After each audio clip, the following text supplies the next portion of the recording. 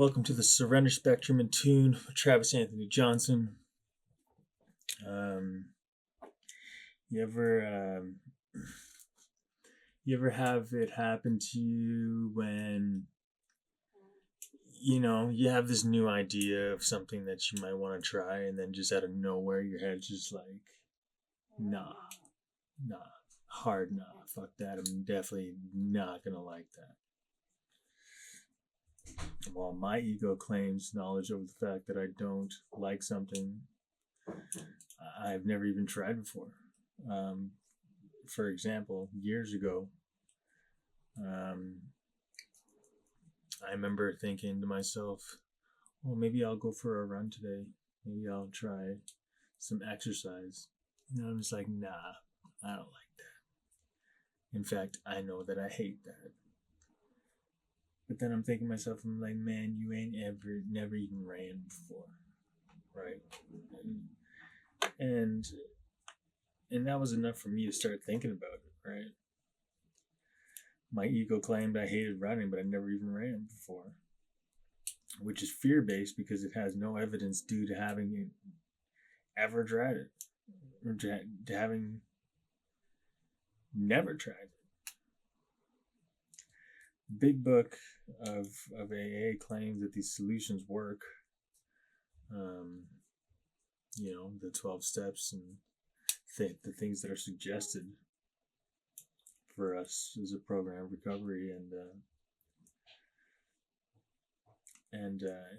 but these are claims from those that have actually done the work. Meaning, if I willingly picked up that book, then they are only suggestions because I'm not the author. So if God has led me to this book because drugs and alcohol led me to a rock bottom, this is proof that God's will leads me towards freedom, and self-will leads me to lower than rock bottom. This gives vision beyond blind faith. The ego would have us prideful in our identity because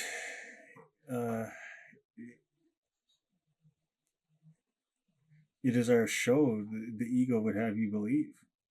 So it has you in fight or flight against the world to individually thrive. But when people of all classes are on a sinking ship, the classes are dissolved and identities no longer matter. We're all just trying to survive. So when we are suffering, we can relate to each other and begin understanding that the solution against addiction and our suffering bypasses identity. This goes to prove more towards the fact that the solution works because the people mentioned in the big book that have recovered are from all different races, stature, ages, etc. So the ego, which tells you that the 12 steps won't work in my specific situation, is just undissolved identity that is keeping us from a proven solution against our problem. It also proves that the biggest problem isn't the addiction, but it is the protection of the ego, keeping you safe and comfortable, which is living in fear from things that aren't putting our life in danger and stunting our growth that is paramount from breaking out of our comfort zone. This is why, the fellowship connects people that usually wouldn't hang out otherwise, because we have suffering openly in common, which is an unfortunate reason why it's so hard to get the 99% of the world to stop their suffering, because usually addiction to food and shopping and sex and all these different things doesn't tend to bring you to a rock bottom that forces you into a submission. And then, it's submission that's required to tap into the spirit of faith. Fear runs the world, and it is fed to us by all those in control. Step 12 states that having had a spiritual awakening as a result of these steps, we try to carry this message to alcoholics and to practice these principles in all our affairs. But why does it stop that? alcoholics, which is part of the reason why I started the surrender spectrum. Now I think about it, because I'm sure that a lot of my listeners, like such as friends, family, acquaintances, others, are not even addicts. But I don't doubt that those people couldn't relate to the feelings expressed due to suffering being universal and not exclusive. Step 1 is the only step that is about the specifics of substance, but 2 to 12 are about a blueprint to live a serene life. It shows us that we have the courage to change ourselves by getting out of our own way. Acceptance to know that this is the truth and we can't direct the universal show as the center of the universe. And the wisdom to understand this is essentially serenity. This shows us that our ego intervenes and tries to see what it wants, which is why we can't take ourselves through the 12 steps, because it will be self-interpreted by our ego. We need someone who has had this psychological moral change to take us through so they can shut our ego down. Because our ego will have us saying to all universal teachers that they don't understand my situation. Well, the teacher, such as, the book that we chose to pick up, didn't force you to do so.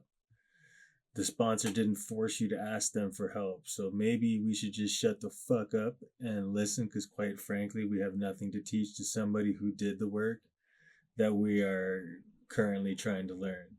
And when it comes to knowledge about said work, that's pure classic ego. Trying to say something won't work when it has never done the work that is required for us to break outside of our comfort zone. Uncomfortability is the key here. So let's even, reflect on some of this. Like, the ego has a fraudulent claim, the ego proclaims preferences and judgments on experiences it has never lived. It claims to know without having done. Example, oh, I hate running, yet, I've never even truly tried running yet. And now, years later, I love running. I'm just getting back into it again, but back then when this was happening, I remember, I think the first time I went for a run, I ran something like 2 kilometers, and then a couple days later, I was up to, running 3 or 4, and then before I knew it, I was running 10 to 13 kilometers 3 times a week, and all I did was listen to one of my favorite bands, Rush, and and I'd play air bass and air drums the entire time while running, and just it's usually why I went running at night, because I looked ridiculous. I'm talking pure nipple riding, which actually reminds me, I had that dating app called Hinge, and I remember this girl messaged me one time, and we were talking for a bit or whatever, but we never met or anything, and I get home from a run and she messaged me, she's like, "Oh, I'm pretty sure I saw you today." And I was like, "Oh yeah, where?" She's like, "Oh, I think I saw you running. You look like you were playing the air guitar." And all I sent her back was an asterisk, just a star. And then I just explained air bass. Just pure statement that she's wrong. I wasn't playing air guitar. I was playing air bass. Couldn't you tell by by the height of my bass, my air bass, how high I was nipple riding this some bitch? And it just goes to show, like, even in some of my best times of recovery, like, I'm still just a complete psychopath. And think that, like, if you're not doing what I want, then, like, clearly the show is wrong, because you don't understand that I'm playing air bass and playing Geddy Lee. I'm like,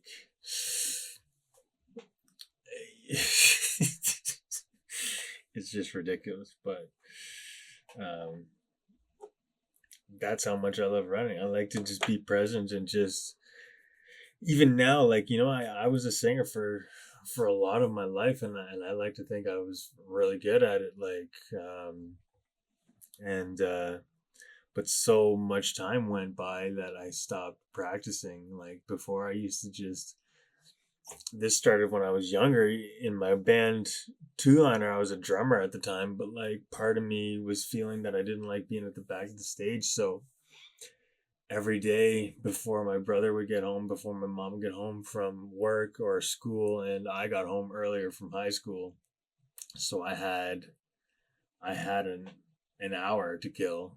So all I did was practice singing, and kept getting better and better. So you got to think, like, I'd practice an hour a day for 5 days out of the week. And then when I started getting in my own places and stuff like that, I used to practice all the time. But in addiction, I stopped, and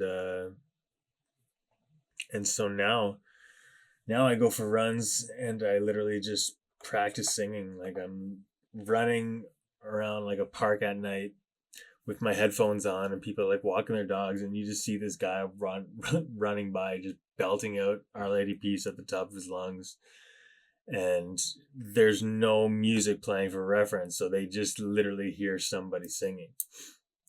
But I'm gonna surpass what I used to be, and I used to be like, I used to sing Michael Jackson, like, I used to do Backstreet Boys in all of their voices, or Justin Timberlake and stuff like that. Like, I was pretty good at singing, and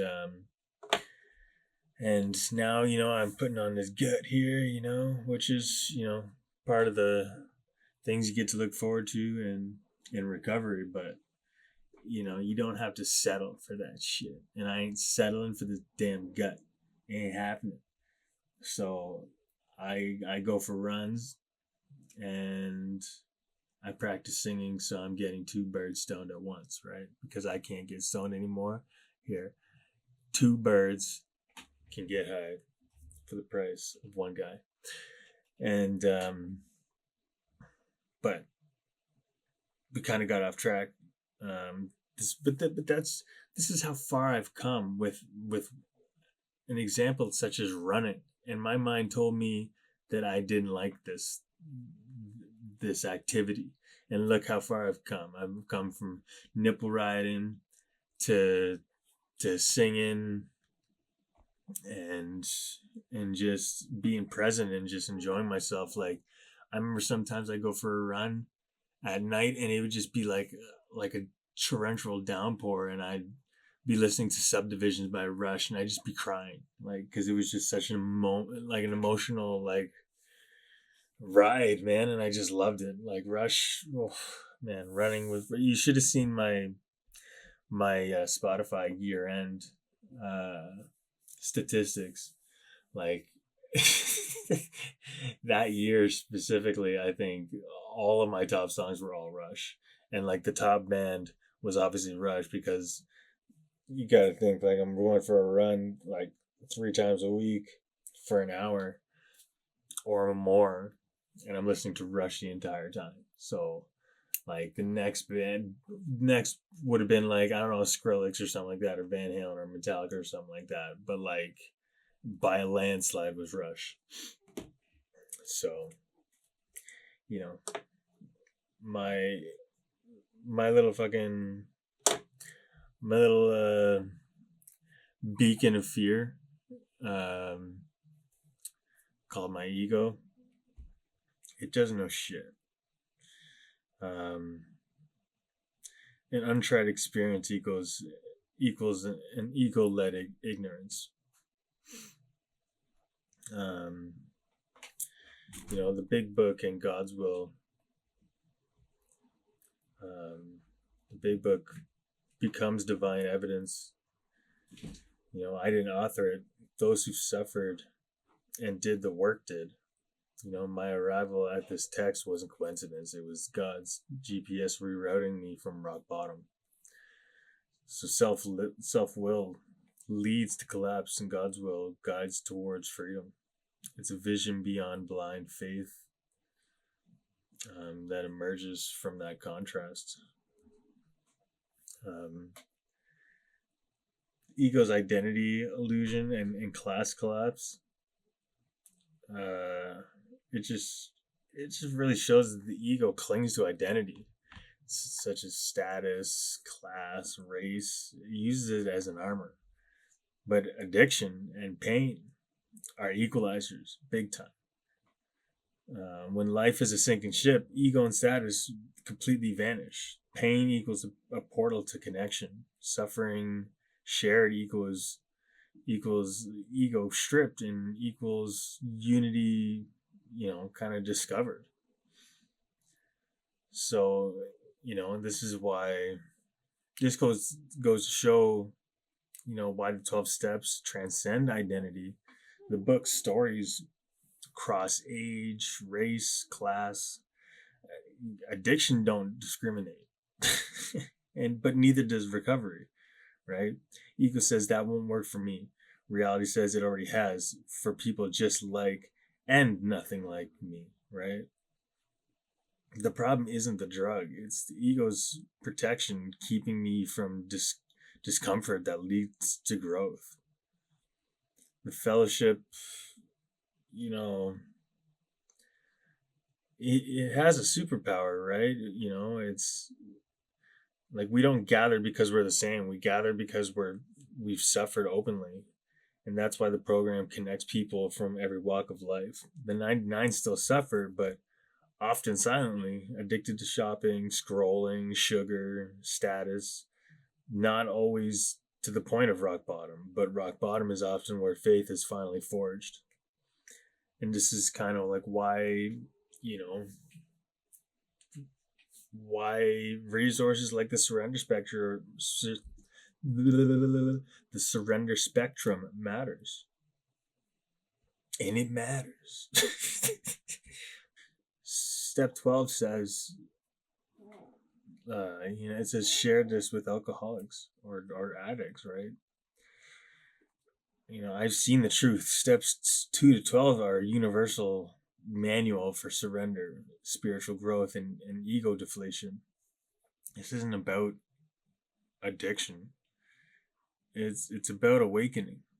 So the surrender spectrum expands that message to anyone suffering in silence, anyone whose ego is whispering, this doesn't apply to you.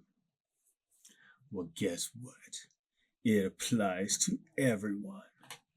And if you think otherwise, then listen to this episode again.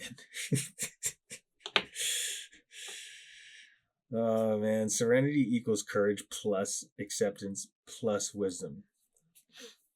It's a serenity formula, right? The courage to change requires ego transcendence, acceptance of truth. The ego doesn't want any of this. And the wisdom to know the difference comes from spiritual awakening, not self-will. And like the thing about the ego not wanting to accept it is the crucial reason why sponsorship is so important, right? Like and necessary, because you can't self-sponsor. The ego will filter every lesson to protect its illusion of control. You need someone whose ego has been deflated through action to shut yours down when it says, oh, they don't understand me. The truth is you asked them for help. You picked up the book. You showed up. Now listen. You're not gonna be like asking people for help and then and you're at your wit's end because your life is falling apart And then when you go meet up with this person, you're going to be like, oh, well, see, but the thing is that you don't understand. Because in my situation, blah, blah, blah. And that's when the sponsor says, all right, well, how about this? First of all, I don't really give a shit, because you're now making it seem like I haven't been through my own shit. And second of all, if you already know the answers, then what the fuck am I wasting my time here for? When there's other people out there that, that would be willing to just shut the fuck up and listen.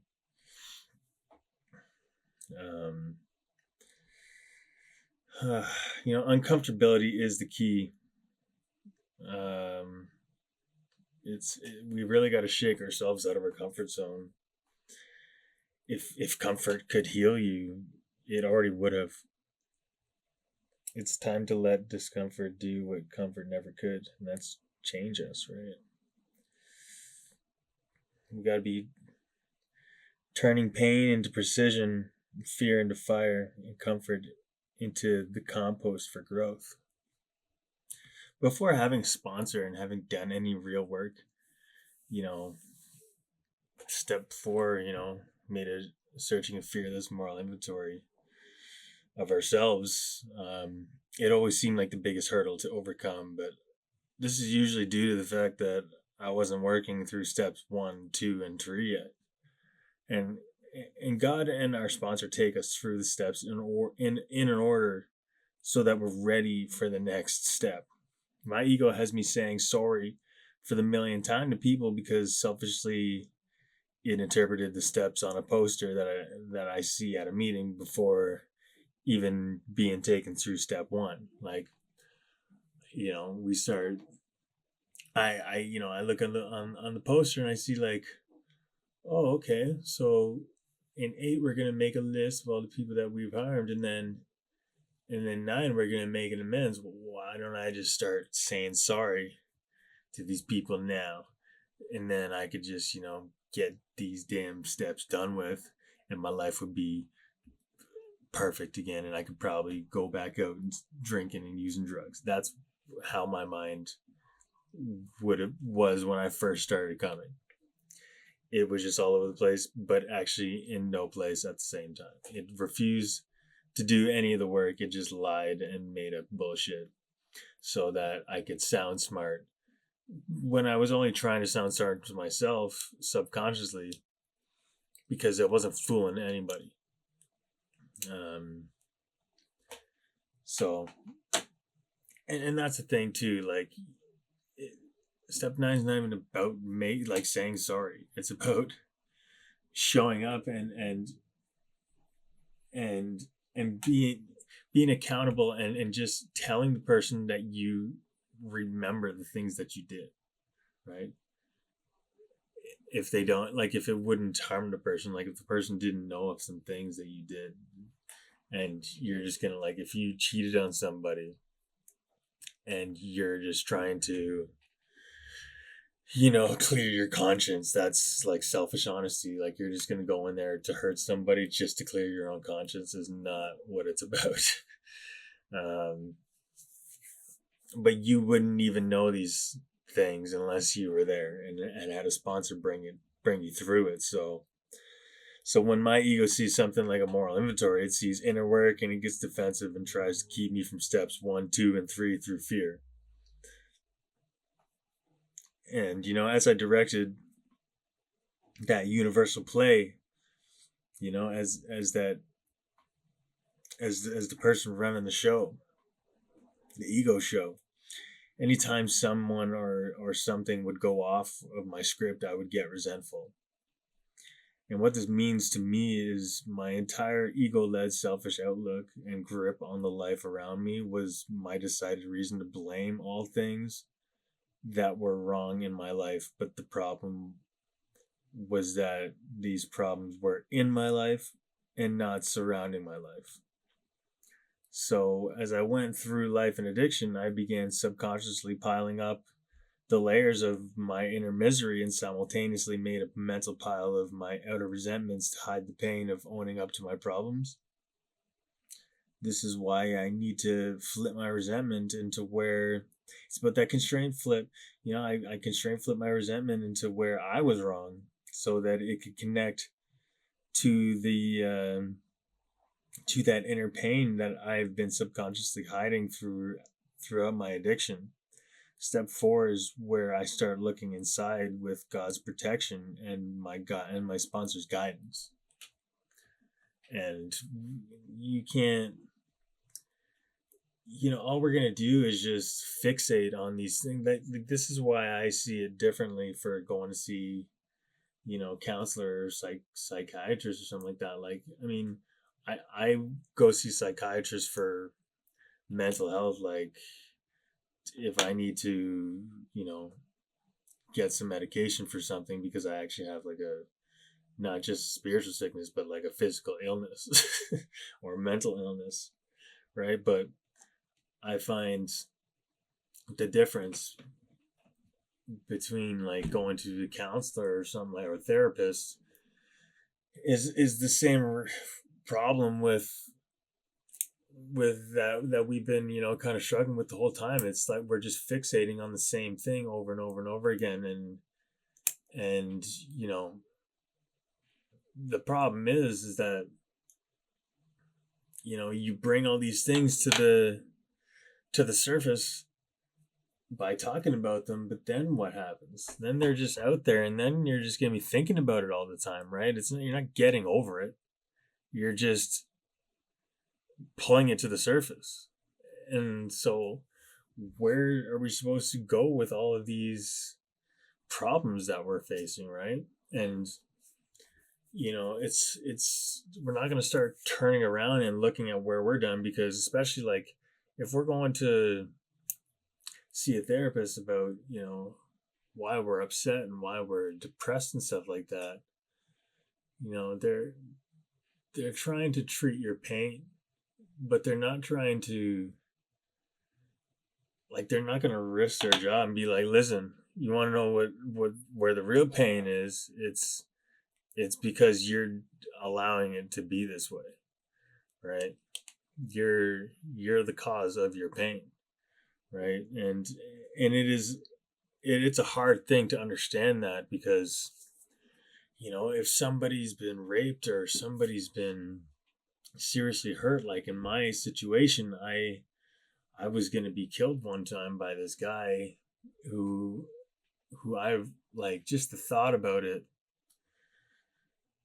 made, like, the look in his eyes, that look of fucking that killer's eyes, right? Like that, I couldn't sleep for so long, and I just held this resentment. But the only way I got free from it is just I had to forgive it, so that that person didn't hold any power over me anymore, right? And I only forgave them because it's like I don't know their situation. I don't know what has to happen to somebody to bring them to the point where they feel the need to kill somebody, or to want to kill somebody, or to do these things, right? Or to rape somebody. I don't know. I don't know what their upbringing was like. So for me, it just helps me to forgive them and just know that we're all kind of spiritually sick people, and we're all kind of, we're all just running on our own self-will to trying to just try and get by in life, and we all kind of go about it as well as we can, right? Like a lot of people that grow up and join gangs and stuff like that, like they don't know anything different, right? And the 12 steps, and having a sponsor, like our ego just latches on to self-pity, right? And yeah, we have a reason to be upset if we've been raped, or we've been taken advantage of by other people. But they say, I always had a problem with this saying, what is it, it's okay not to be okay. I'm like, it's okay not to be okay if you're gonna do something about it. But I don't think, like, you always get people say, oh, it's okay to not be okay and stuff like that. But then it's like that person will constantly not be okay until the moment that they're fucking dead. And it's like, I don't resonate with that shit at all. Like, we gotta have solutions, right? And our solutions only go inside because we can only change ourselves, right? I can't go and make that guy stop being a murderer or killing people or wanting to kill people. It's not my job to do so. All I can do is change my perspective and allow them to not continue to have power over me, especially if I'm never going to see them again, which I don't even remember what they look like anymore. Like, I'm just, I've been freed of that because I gave it away, right? Like, I forgave them.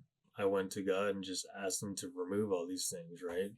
And and that's the thing about our moral inventories, that we go inside and we make this resentments. I remember the first time I did a resentments list with my first sponsor that I actually did the work with, and he totally had me going because, like, we got to step 4, and by this time I was ready to do it. I knew I was ready to do work. I was enjoying doing the work. I was enjoying, starting to see the benefits of doing the steps, right? Because I got taken through 1, 2, and 3. So by the time I get to 4, I'm ready for it. But he's like, "Hey, we're gonna write our resentments down." He's like, "Do you want to do this together? Like, I can sit down with you and we can write out your resentments list together. Or if you're okay with it, you can go home and write it, and then we'll meet back up, and then we'll move on." I'm just like, "Oh, I got this." I'm like, "Don't you even worry about that. I got my resentments list." I'm like, because I'm thinking to myself, I'm like, obviously, when we're done this list, we're gonna go and see where all these people have to apologize to me. So I'm writing down the biggest fucking list that I can that dates back to my fucking childhood, which literally was the greatest thing I could have done. But at the time, it sucked because I ended up writing down like 200 fucking names and places and things that I was resentful at, dating back to when I was a kid, right? And And so we meet up the next time, and he's just like, and I'm just like, "So where do we, like, here's my list. I did it." And he's like, "I see you did it. You got around 20 pages there, I see." I'm just like, "Fucking right. Fucking right." And I'm thinking, all right, so, like, when do the amends start? Because these people all hold me in amends. And that's where my ego, like, my ego didn't even decipher it in the way that fucking it thought that people were going to be making amends to me, but it just runs that way anyways. Like, it already knew that the amends were about me making amends to somebody else, but I'm still thinking, I'm like, you know what, I see it out here. All right, I got this resentments list. It's on to my tongue. I'm feeling it all. It's all out there now, and I'm pissed off at every one of these motherfuckers. So there's only one way we can deal with this, and that's if people start, playing their role. They got to know their role and shut your damn mouth, as The Rock would say, And except it would be the opposite. They better pipe up and say they're sorry.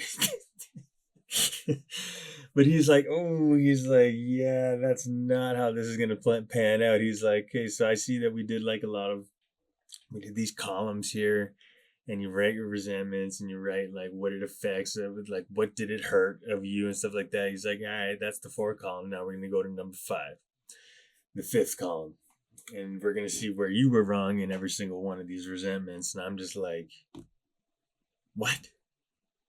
I'm like, "I just wrote down like 200 fucking something."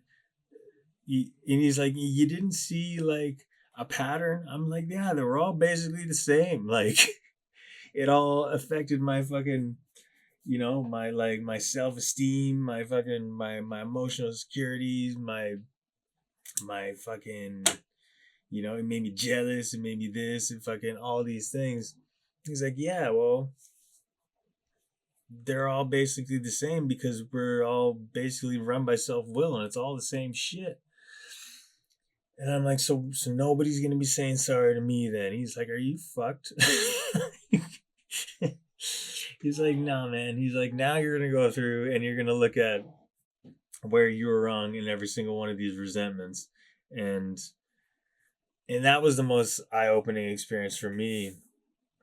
And he was like, "Do you want us to sit down and do it together?" I'm like, "Nah, I'll fucking go home. I'll do it." And so I came back and I had just as many. You know what? Like I had the 200 or something resentments. Well, I had 200 and something fifth columns. He's like, "Dude, did you not see the pattern here? They're all the same thing. You're selfish, you're self-centered, you're dishonest, you're sometimes you're self-seeking and stuff like that. It's like they're all the same pattern. You did not need to write this out 200 and something times. It's like it's just so that you start to see that we're wrong in everything that we do, or we're wrong in every like resentment that we hold, right? Because it's up to us to decide to feel this way, right? Like I could just know that if something pisses me off, that it's I made a decision to allow something to get under my skin in the first place, and it's going to be up to me whether I retaliate or not. And basically the whole dishonesty part is like, did this person do what I wanted? And and basically like, no, they didn't. But if they did, would I have been happy? And the answer is no, I wouldn't have been. Like I think I would have been, because I'm always trying to direct the show, right? But oh, turns out I'm leaving in like 5 to 10 minutes. I would have wrapped this shit up. But we're gonna dive a lot more into step 4, and especially my step 4, because there was a lot to it. I mean, you write down that many names, you're gonna start seeing a lot about yourself, and then we're not even then we get into like your fears and all that stuff, and sexual conducts, and just how we're always looking to fill all these voids, and and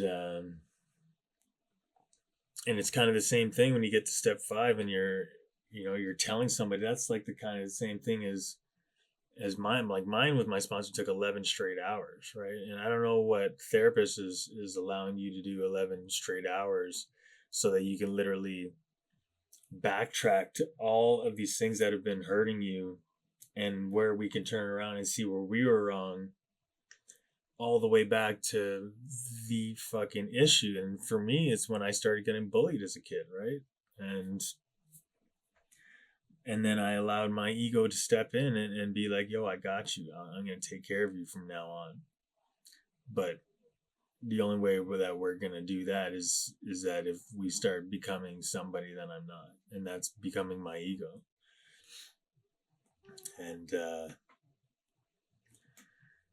And it's just a beautiful thing, man. Like to be able to finally see this thing, to get to the core of your issues, but to not have to blame other people for it, and to be able to tell somebody about all these things, and then you got to be prepared in step 6 to let it all go. And that's why I kept saying, it's like, you go to a therapist and keep like scratching the surface and bringing up the same issues over and over again, right? But like, where is it supposed to go?